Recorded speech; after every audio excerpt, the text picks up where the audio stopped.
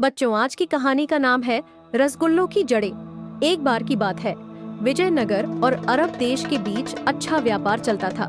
एक बार अरब देश से एक व्यापारी विजयनगर आया। राजा कृष्णदेव राय ने उस व्यापारी का खूब ख्याल रखा और उसका अपने महल में ही रहने का इंतजाम किया। बहुत सारे सेवक उसकी सेवा में 24 घंटे लगा दिए गए। रात के खाने के बाद अपने निजी सेवक से कहकर चांदी के कटोरे में रसीले रसगुल्ले उस व्यापारी को खाने के लिए महाराज ने भिजवाए। लेकिन उस व्यापारी ने उन रसगुल्लों को बिना खाए ही वापस कर दिया। सेवक इतनी जल्दी वापस आ गया। महाराज कृष्णदेव राय ने पूछा, क्या हुआ, इतनी जल्दी कैसे वापस आ गए तुम? और रसगुल्ले वैसे के वैसे ही है।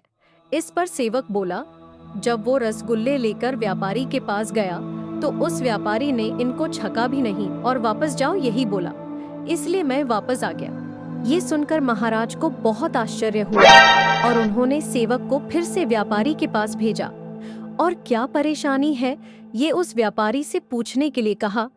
व्यापारी ने उस सेवक से ये संदेश भिजवाया कि उसको रसगुल्ले के फल नहीं बल्कि रसगुल्ले की जड़ें चाहिए। महाराज को व्यापारी के इस बात से कुछ शक हुआ और उन्होंने तुरंत तेनालीराम और अपने दरबार के बाकी के मंत्रियों को बुलाया। जब सब लोग दरबार में आ गए तो महाराज ने सारी बात सबको बताई और महाराज बोले, देखिए, उस व्यापारी को रसगुल्लों के फल नहीं बल्कि रसगुल्लों की जड़ें चाहिए। मुझे ऐसा लगता है कि ये व्यापारी हमारी परीक्षा लेना चाहता है। तो आप सब लोग मुझे इस व्यापारी के संदेश का क्या मतलब है ये बताएं। महाराज की बात सुनकर दरबार के सारे मंत्री एक दूसरे की तरफ देखने लगे। दरबारियों की ये हालत देखकर तेनालीराम मुस्कुरा रहा था। थोड़ी देर बाद तेनालीराम ने महाराज से कहा, महाराज, इतनी चिंता करने की क्या बात है? रसगुल्लों की जड़ें लाना तो बहुत आसान है। आप बस मुझे एक चाकू का इंतजाम करवाइए, बाकी मैं सब संभाल लूंगा। तेनालीराम चाकू लेकर बाहर गया।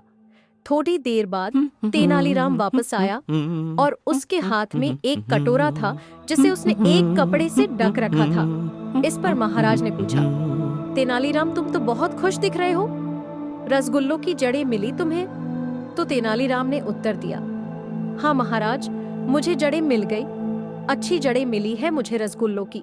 देखिए, इस कटोरे में रखी है मैंने, दिखाओ दिखाओ क्या लाए हो तुम?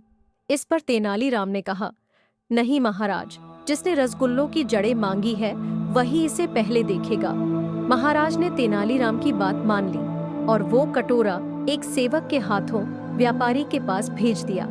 जैसे ही उस कटोरे का कपड़ा सेवक ने हटाया तो कटोरे को देखकर व्यापारी बहुत खुश हुआ और खुश होकर पूछा, ये कौन अक्लमंद है जिसने मेरे लिए रसगुल्लों की जड़ें भेजी?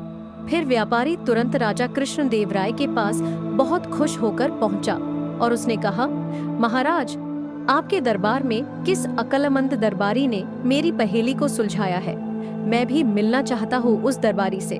फिर महाराज ने तेनालीराम की तरफ इशारा करके गर्व से कहा, ये है तेनालीराम, इन्होंने ही तुम्हारी पहेली को सुलझाया है। लेकिन हम में से किसी को भी ये नहीं पता कि उसने आपको दिया क्या है। इस पर व्यापारी बोला, महाराज, हिंदुस्तान में एक चीज ऐसी है जो अरब देश में नहीं मिलती और वो है गन्ना।